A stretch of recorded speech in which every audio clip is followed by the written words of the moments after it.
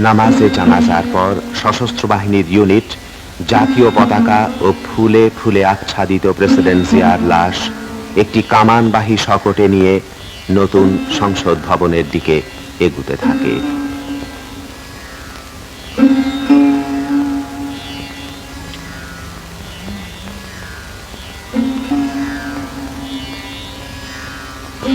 লাশের পেছনে ছুটে চলে শোকাকুল লক্ষ জনতার বিরাট মিছিল।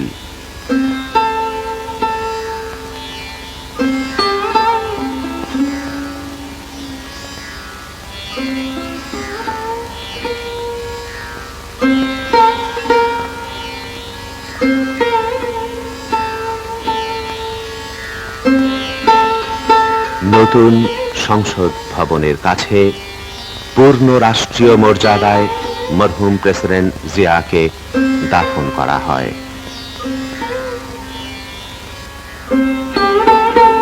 অস্থায়ী প্রেসিডেন্ট, প্রধানমন্ত্রী, স্পিকার, মন্ত্রিপরিষদ ও সংসদ সদস্য, 3 বাহিনী প্রধান, মুক্তিযুদ্ধের সর্বাধিনায়ক অবসরপ্রাপ্ত জেনারেল ওসমানী, কূটনৈতিক মিশনের সদস্য, রাজনৈতিক নেতৃবৃন্দ, সশস্ত্র বাহিনীর সদস্য, বিডিআর, পুলিশ, আনসার এবং সর্বস্তরের লক্ষ লক্ষ মানুষ দাফনে শরীক হন।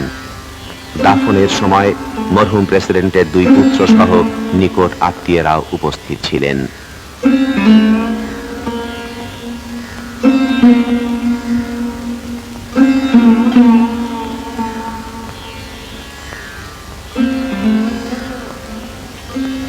রাষ্ট্রীয় মর্যাদায় ধীরে ধীরে অন্তিম শয়ানে শায়িত করা হলো মহান দেশপ্রেমিক প্রেসিডেন্ট জিয়াকে।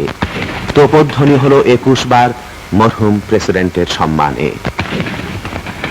3 বাহিনী প্রধান এবং সশস্ত্র বাহিনীর সদস্যরা কবরের পাশে সারিবদ্ধভাবে দাঁড়িয়ে মহান নেতাকে জানালেন সামরিক অভিবাদন।